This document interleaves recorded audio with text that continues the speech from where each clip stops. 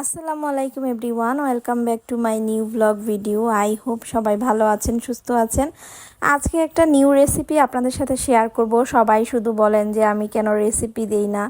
আমি কিন্তু রেসিপি দেই, আপনারা হয়তো বা ভালো মতো সম্পূর্ণ ভিডিও আপনারা দেখেন না, মানে আমার ব্লগটা পুরোপুরি দেখেন না, সেই জন্য হচ্ছে রেসিপিগুলো ভালো মতো দেখতে পারেন না। তো আমি মাঝে মধ্যে এই রেসিপিগুলো দেই। তো আজকেও সেরকম একটা মজার রেসিপি আপনাদের সাথে শেয়ার করব। খুবই ইন্টারেস্টিং একটা রেসিপি হতে চলেছে, আপনারা দেখতে থাকেন আর অবশ্যই আমার ভিডিওটা ভালো লাগলে শেয়ার করে দিবেন। তো ফার্স্টেই হচ্ছে আমি কিচেনে চলে আসছি, আর কিচেনে এসে হচ্ছে চিকেনগুলোকে ভালো মতো ধুয়ে দেন পরিষ্কার করে নিয়েছিলাম। আর এখন হচ্ছে লাগবে একটা লেবু। তো আজকে হচ্ছে হানি লাইম চিকেন বানাবো, আর এই চিকেনের রেসিপিটা এত ভালো লেগেছে আমার কাছে বানাতে। তো আমি ভাবলাম চিকেনের লেগ পিসগুলো দিয়ে কি বানানো যায়, তো আমি যেটা ভেবেছিলাম সেটাই করেছি। তো চিকেনের লেগ পিসগুলো নিয়েছি আমি এখানে। তো এই লেগ পিসগুলোতে হচ্ছে আমি লেবু দিয়ে দিচ্ছিলাম। লেগ পিসগুলো খুব ভালো করে ধুয়ে নিয়েছি। তো এখন হচ্ছে লেবু আর লবণ দিয়ে হচ্ছে আমি লেগ পিসগুলোকে ভালো মতো এখন মিক্সড করে রেখে দিব কিছুক্ষণের জন্য। তো এর ফাঁকে দিয়ে হচ্ছে আমি আবার আমার বাসাটাকে একটু গুছিয়ে নিয়ে আসলাম।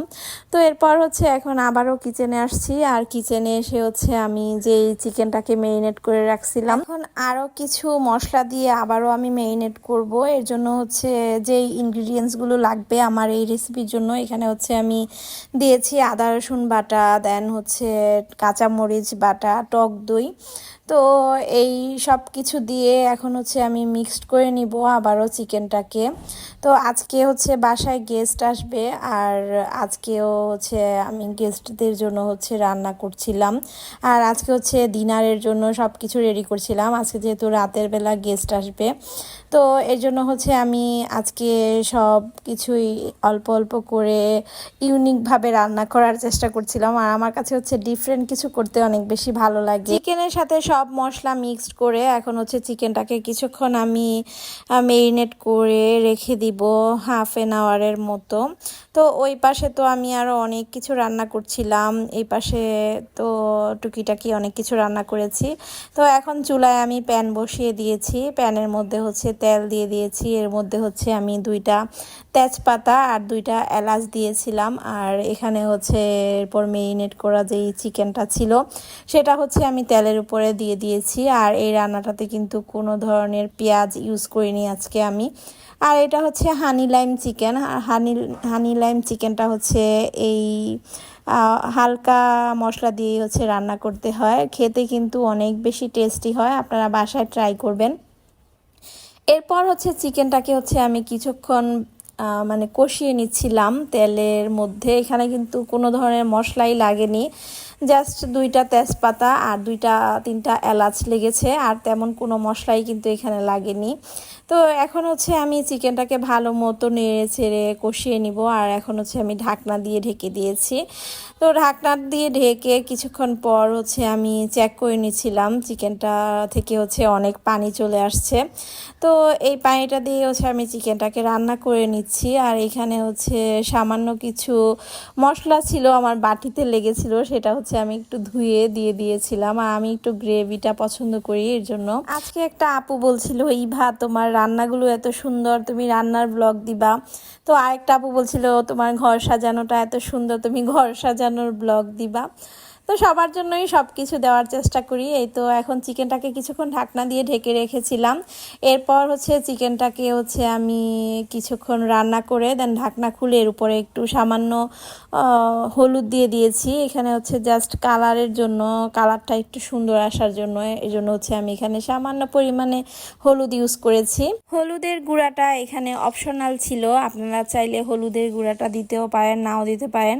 বাট আমার কাছে মনে হয়েছে যেন হলুদের গুঁড়াটা দিলে চিকেনটা দেখতে অনেক বেশি ভালো লাগবে, সেজন্য হচ্ছে আমি দিয়েছিলাম।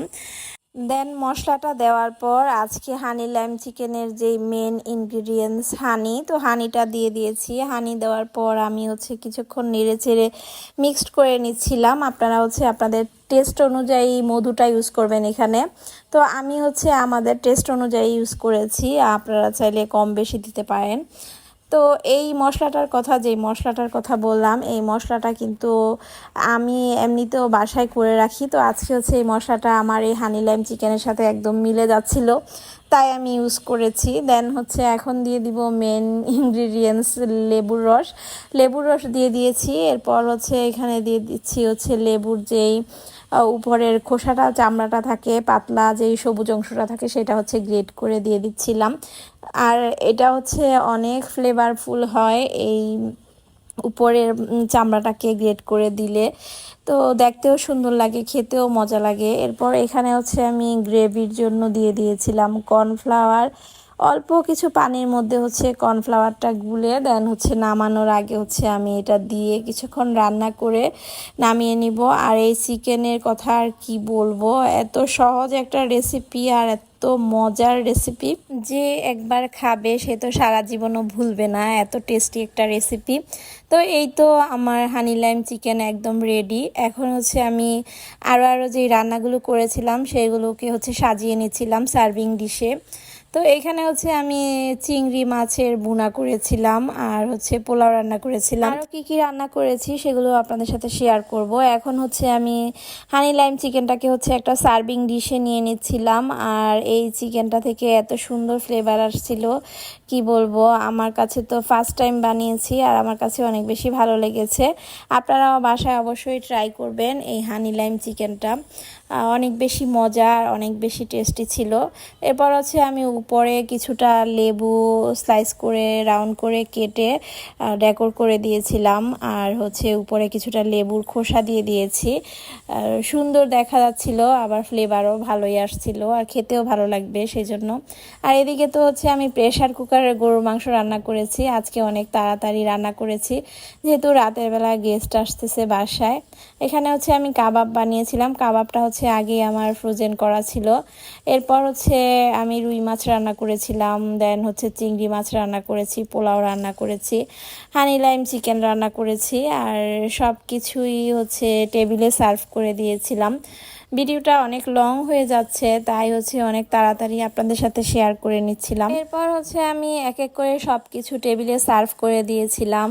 আর এখন হচ্ছে রাতের ডিনার করে নিব সবাই একসাথে। তো গেস্টরাও হচ্ছে চলে আসছে আর সবাই একসাথে তো রাতের বেলা ডিনার করেছি। আর সবাই তো অনেক প্রশংসা করেছিল এই চিকেনটার। সব রান্নাই মজা হয়েছে, বাট এই চিকেনটা একটুখানি স্পেশাল ছিল, টেস্টটাও অনেক বেশি ছিল। আর আজকের ব্লগটা আপনাদের কাছে কেমন লেগেছে অবশ্যই জানাবেন। নেক্সট ব্লগে সবাইকে স্বাগতম। Thank you for watching my video.